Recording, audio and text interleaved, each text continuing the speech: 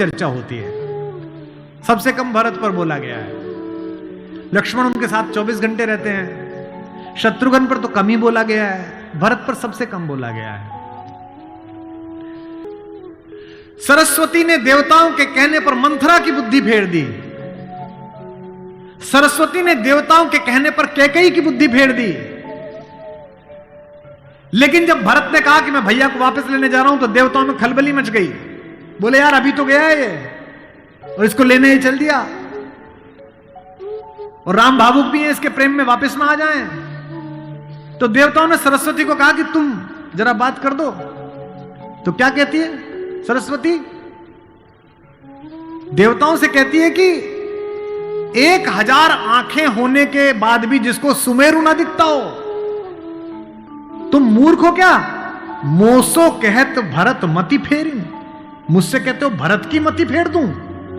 दुनिया में किसी की भी बुद्धि भ्रष्ट कर सकती हूं, भरत की बुद्धि भ्रष्ट नहीं होती मेरे करने से।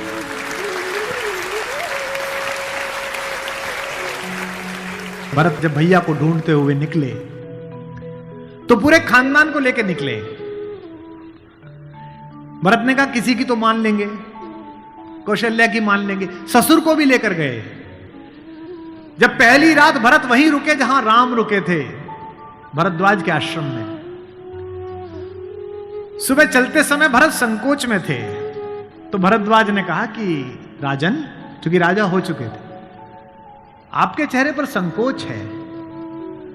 तो भरत ने डरते हुए कहा कि महर्षि मैं डरा हुआ हूं, मेरी मां ने इतनी बदतमीजी की बात कर दी, मैं बाहर था। भरत को नहीं बताया गया था कि पिता दिवंगत हो गए, पता है आपको ये बात नहीं? भरत को संदेश भेजा गया था तो उसमें यह नहीं कहा गया था कि पिता एक्सपायर कर गए, यह कहा गया था कोई इमरजेंसी है, घर आओ।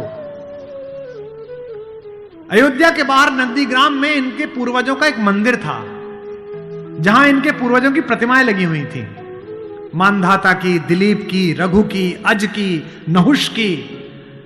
वहां भरत रास्ते में रुके अपनी सेना के साथ पूजन करने के लिए कि पूर्वजों का पूजन कर लूं, पुरखों का। पुरोहित ने हाथ में थाली दी, तो पहले इसका पूजन प्रथु, जो सबसे पहले जिनके कारण ये पृथ्वी कहलाती है, इनके घर के, फिर मानधाता का, फिर राजा बलि का जिन्होंने अपना मांस दे दिया था, रंतिदेव का। पूजन करते करते अज, रघु, दिलीप तक आए, और जैसे ही उन्होंने अगली मूर्ति देखी तो देखी पिताजी की मूर्ति। तेज तो थे ही, उन्होंने पुरोहित की तरफ देखा कि ये क्या? पुरोहित की आंख में आंसू, उसने कहा कि महाराज नहीं रहे, और भरत के हाथ से थाली छूट गई।